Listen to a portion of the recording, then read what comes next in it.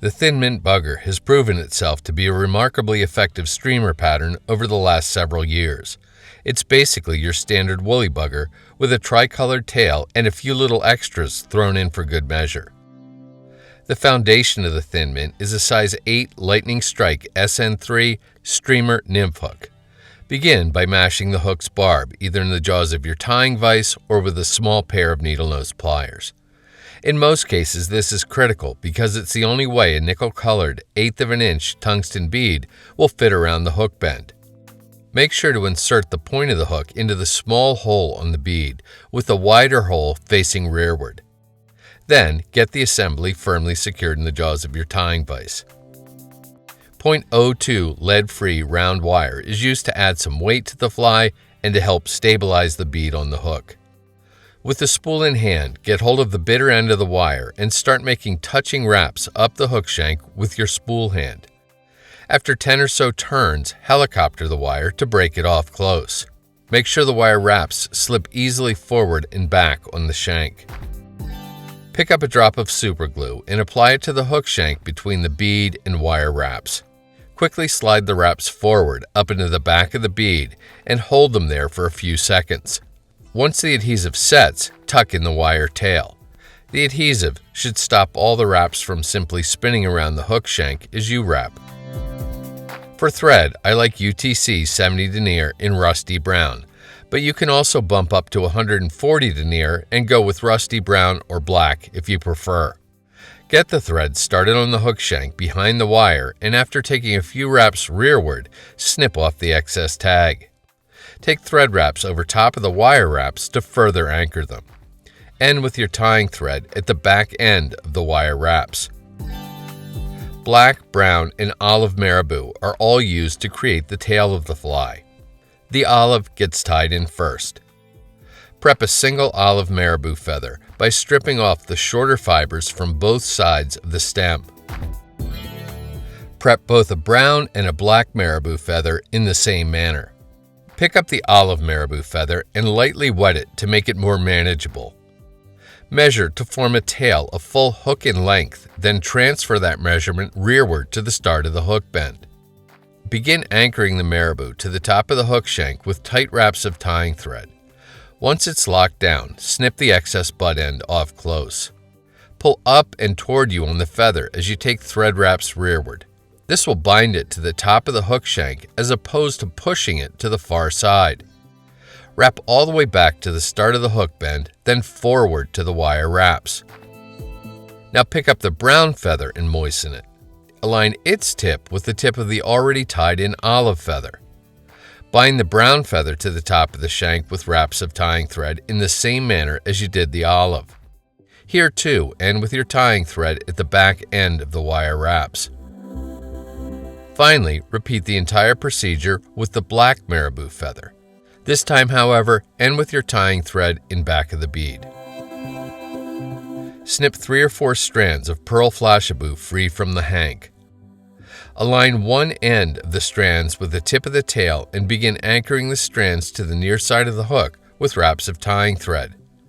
Continue taking thread wraps rearward, binding the strands to the near side of the hook as you go. End at the base of the tail. Pull the forward pointing portion of the Flashabou back against the far side of the hook and take thread wraps to anchor it there. Then, make open spiral wraps back up the hook, stopping just shy of the bead. Snip the Flashabou on the far side of the hook off even with the end of the tail.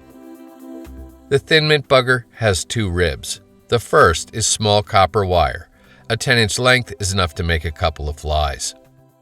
Lay one end of the wire against the near side of the hook and take thread wraps to secure it there, all the way back to the base of the tail. Then take open spiral wraps back up to where you started. The second rib is a single strand of pearl Flashabou. Tie it in on the near side of the hook just as you did with the copper wire. Peacock herl is used to create the body of the fly. The longer, the better. Get hold of 5 or 6 herls and snip just the very brittle tips off square. Lay the snipped off tips against the near side of the hook and take thread wraps to secure them. As you've been doing, secure them all the way back to the base of the tail, but this time leave your thread to hang right there. Get hold of the herls and start making touching wraps with them behind your tying thread, being careful not to break them on the sharp hook point. Lifting up on the thread with the herls will help to keep them nicely sandwiched together. When you reach the back edge of the bead, use tight wraps of tying thread to anchor the herls, then snip the excess off close. Get hold of the Flashabou rib and begin making open spiral counter wraps with it over top of the Peacock herl body. These cross wraps will greatly increase the durability of the herl. When you reach the bead, use wraps of tying thread to anchor the Flashabou, then snip the excess off close. A single rusty brown hackle feather is used to hackle the fly. With the shiny side of the feather facing you, snip off the lower, thick portion of the stem. You want the fibers to be about a hook shank in length. Snip the lowest fibers off to form a small triangular-shaped tie-in anchor. Strip a few extra fibers from the top side of the stem. Begin binding the butt end of the feather to the near side of the hook. Fold the very butt end back and take thread wraps to hold it back. If there's any excess, snip it off close. This will ensure the feathers anchor to the hook really well. Get hold of the feather's tip with hackle pliers and start making touching wraps with it behind the bead. After 2 or 3 touching turns, angle the feather back and make more open spiral wraps rearward until you reach the base of the tail. Now, get hold of the copper wire and use it to first anchor the feather's tip, then weave it through the hackle feather's fibers, cross-wrapping the somewhat delicate hackle stem as you go. At the back edge of the bead, anchor the copper wire with tight wraps of tying thread and helicopter to break it off close. Pick up your whip finish tool and do a 5 or 6 turn whip finish at the back edge of the bead, then snip or cut your tying thread free. A drop of head cement, here Sally Hansen hard as nails, applied to the exposed thread wraps will ensure they don't come unraveled. Break or snip the excess hackle tip off close and the thin mint bugger is complete.